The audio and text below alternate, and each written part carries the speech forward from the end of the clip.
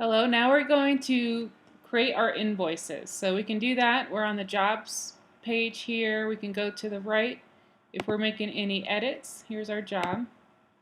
If we need to edit anything or view it, now we can create invoice by creating this button because we already have information in here.